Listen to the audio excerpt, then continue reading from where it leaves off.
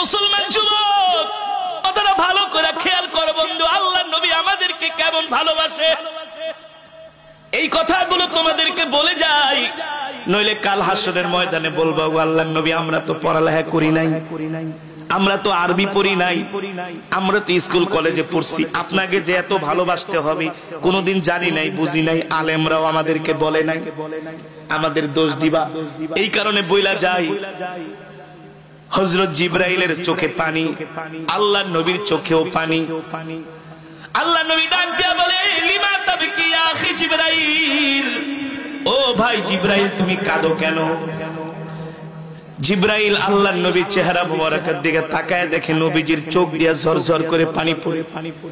জিবরাইল ডাক দিয়া বলে, আল্লাহর নবী আমি কাঁদি আপনার জন্য, আপনি কাঁদেন কেন বলেন? আপনার এখন ইন্তেকাল হয়ে যাবে, আপনার মনে এমন কি কষ্ট? আপনি কি আপনার পরিবারের কথা মনে করতেছেন? আপনি কি আপনার সন্তানদের কথা মনে করেন, এই কারণে কান্না করেন? আল্লাহর নবী বলেন, না জিবরাইল, আমি কান্না করতেছি আমার এতিম উম্মতের জন্য। আমার ইন্তেকাল হয়ে গেলে আমার এতিম উম্মত গুলার কি হবে? আজকে যদি আমাদের নবীজি বেঁচে থাকতেন, আজকে যদি আমাদের নবীজি বেঁচে থাকতেন, তাহলে ফিলিস্তিনে একটা মুসলমানকে ইহুদিরা মারতে পারতো না। মায়ানমার থেকে কোনো রাখাইন মুসলমানদেরকে বৌদ্ধরা খেদাইতে পারতো না। কলিজার টুকরা নবী যদি বেঁচে থাকতেন, ইরাকে একটা মুসলমানকেও মারতে পারতো না, সিরিয়ায় একটা মুসলমানকেও মারতে পারতো না। আল্লাহর নবী যতদিন পৃথিবীতে বেঁচে ছিলেন, নবীর চোখের সামনে কোনো একটা মুসলমানের গায়ে ইহুদি খ্রিস্টানরা হাত দেওয়ার সাহস পায় নাই। এই যে ইহুদিরা আজকে ইসরায়েলে আছে, এই ইহুদিদেরকে আল্লাহর নবী খায়বার থেকে বের করে দিয়েছে, জাজিরাতুল আরব থেকে ইহুদিদেরকে আল্লাহর নবী বের করে দিয়েছে, যে তোরা আমার উম্মতকে কষ্ট দিবি, তোরা আমাকে কষ্ট দিস, তোরা আমার উম্মতকে কষ্ট দিবি। এই কারণে আল্লাহর নবী ইহুদিদেরকে খায়বার থেকে বের করে দিয়েছে, জাজিরাতুল আরব থেকে বের করে দিয়েছে।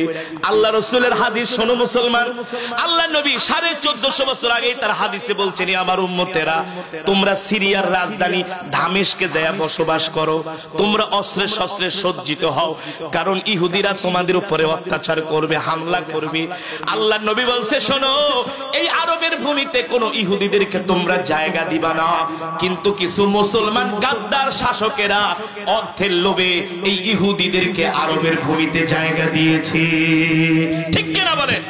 নাইলে আপনি বোঝেন, আজকে আমাদের মসজিদুল আকসা তারা দখল করে আছে। যেই মসজিদুল আকসা থেকে আমার নবী মেরাজ করেছেন, যেই মসজিদে আমার নবী ইমামতি করেছেন, যেই মসজিদে 1 রাকাত নামাজ পড়লে 25,000 রাকাতের সওয়াব, চতুর্দিকে 12টা আরব রাষ্ট্র। কয়টা আরব রাষ্ট্র? 12টা। সেখানে ইহুদিরা কিভাবে ইসরায়েলে তারা একটা রাষ্ট্র কায়েম করে, কিভাবে করে? তারা আরবদের কিছু মুনাফিক মার্কা শাসক, তাদেরকে অর্থ দিয়া তারা আস্তে আস্তে জায়গা কিনে কিনে তারা আজকে ইসরায়েল রাষ্ট্র প্রতিষ্ঠা করেছে। অথচ আল্লাহর নবী 1450 বছর আগে বলছে, আরবের ভূমিতে কোন ইহুদিদেরকে জায়গা দিবা না। নবীজি আমাদের ভালোবাসছে না? ভালোবাসছে না? আল্লাহর নবী বেঁচে থাকলে কোন একটা কাফের কোন একটা মুসলিম ভূখণ্ডের দিকে তারা চোখ তুলে তাকানোর সাহস পেত না। আমরা এতিম হয়ে গেছি। সেই নবী ইন্তেকালের সময় বলতেছে, জিবরাইল অনুমতি দিলে তো জান কবজ কইরা জান নিয়ে যাবে, আমি তো ইন্তেকাল করব, কিন্তু আমার এতিম উম্মত গুলার কি হবে? আমার এতিম উম্মতকে কে দেখা রাখবে? এটার সিকিউরিটি চাই। যাও আমার রবের কাছে যায় বলো, আমার এতিম উম্মতের কি অবস্থা হবে? আল্লাহর নবীর কথা শুনা জিবরাইল তার ডানা জাপটা আরশে আজিমে চলে গেছে। আল্লাহ তাআলা ডাক দেয়া বলে, জিবরাইল তুমি আসছো কারণ কি? বলে, আসবো না কেন আল্লাহ, আপনার বন্ধু তো জান কবজ করার অনুমতি দিচ্ছে না। বলে, কেন? বলে, আপনার বন্ধুর নাকি আপনার সাথে এখনো একটা কথা বলার বাকি রয়ে গেছে। আল্লাহ তাআলা বলে, কি কথা বলো? কি কথা বলবে আমার হাবিব? আমি তার কোন কথা ফিরিয়ে দিয়েছি? তার কোন দোয়া আমি ফিরিয়ে দিয়েছি বলো?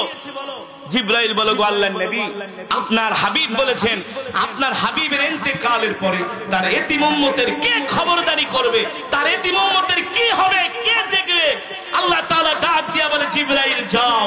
আমার হাবিবকে বলে দিবা আমার হাবিবের ইন্তেকালের পরে স্বয়ং আমি আল্লাহ তার এতিম উম্মতের খবরদারি করব। জোরে বলেন সুবহানাল্লাহ। আল্লাহ নবী আমাদেরকে আল্লাহ তাআলার কাছে জিম্মায় দিয়ে গেছে। কথাটা বোঝেন? আল্লাহ তাআলার কাছে আমাদেরকে জিম্মায় দিয়ে গেছে। আর নবী আমাদের জন্য দোয়া করে গেছে আমার উম্মতকে দুনিয়াতে কোনো শাস্তি দিবেন না। কেন? কথাটা বোঝার চেষ্টা করেন। একটা ছেলে খুব দুষ্টামি করে, বাবার সাথে যাবে দাওয়াত খাইতে, যেখানে যায় মানুষের মরিচ গাছ ধরে টান দেয়। আছে না কিছু দুষ্ট স্বভাবের ছেলে?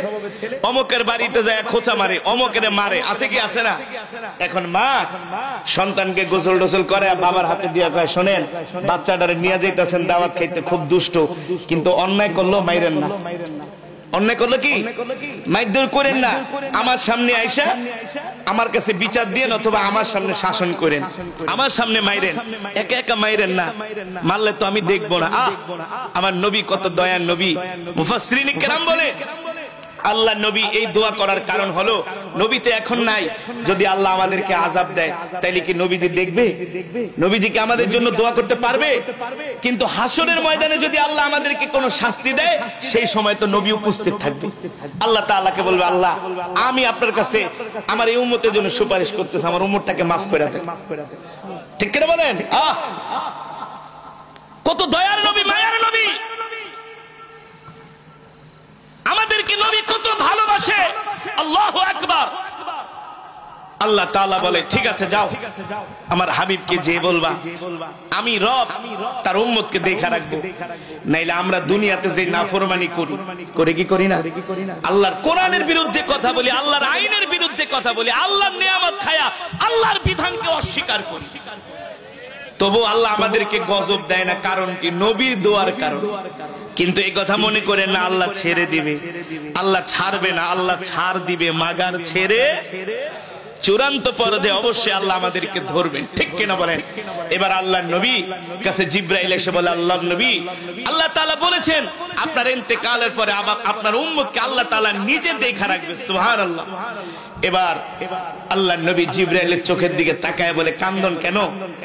কান্দি আপনার জন্য, আপনার ইন্তেকাল হয়ে যাবে, আজকের পরে আমি আর আপনাকে দেখব না। আপনার কাছে আমি ১৫০০ বার ওহী নিয়ে আসছি, আপনার কাছে আমি হাজার হাজার বার আসছি, আপনাকে দেখছি, আজকের পরে আপনাকে আর দেখতে পারবো না, এর চেয়ে কষ্ট আমার কাছে হতে পারে না। আল্লাহ নবী মালাকুল মউত আজরাইলকে ডাক দেয়া বলে, আজরাইল আমার জানটা কবজ করো, শোনো মৃত্যুর যত যন্ত্রণা আমাকে দিও, আমার একটা উম্মতকেও মৃত্যুর যন্ত্রণা দিতে পারবে না। সুবহানাল্লাহ। আজরাইল বলে, ওগো আল্লাহর নবী আপনার যারা প্রিয় উম্মত হবে তাদের জান আমি এমন ভাবে কবজ করব, একটা শিশু সন্তান যেমন করে মায়ের স্তনের দুধ খেতে খেতে ঘুমায় যায়, ঠিক তেমন করে আমি আপনার প্রিয় উম্মতদের জান কবজ করব। আল্লাহু আকবার। এবার আল্লাহর নবী বলে, উম্মত তোমাদেরকে আমি তাইফের ময়দানে যেয়ে ভুলি নাই, তোমাদেরকে আমি মেরাজে যেয়ে ভুলি নাই, তোমাদেরকে আমি ইন্তেকালের সময় ভুলি নাই, তোমাদেরকে আমি হাসরের ময়দানেও ভুলবো না। সুতরাং আমাকেও তোমরা ভুলতে পারবে না, আমাকেও তোমরা একতরফা ভালোবাসা হয় না। আল্লাহর নবী বলে, শুধু আমি তোমাদের ভালোবাসবো, তোমরা আমাকে ভালোবাসবা না, এটা হতে। এই কারণে রাসূলের হাদিস, ওয়াল্লাহি লা ইউমিনু আহাদুকুম হাত্তা আকুনা হাব্বা ইলাই মিন ওয়ালিদিহি ওয়া ওয়ালাদিহি ওয়ান নাসি আজমাইন। আল্লাহর নবী বলেন, তোমরা ততক্ষণ পর্যন্ত মুমিন হতে পারবা না যতক্ষণ পর্যন্ত তোমরা তোমাদের পরিবার পরিজন, সন্তান সন্ততি, স্ত্রী পুত্র, তোমাদের দল, তোমাদের দেশ, তোমাদের নেতা, তোমাদের নেত্রী, তোমাদের মার্কা, তোমাদের সব কিছুর চেয়ে আমি নবীকে যতক্ষণ তোমরা ভালোবাসতে না পারবা ততক্ষণ পর্যন্ত মুমিন হতে পারবে না। আর মুমিন হতে না পারলে তোমরা জান্নাতেও যেতে পারবে না।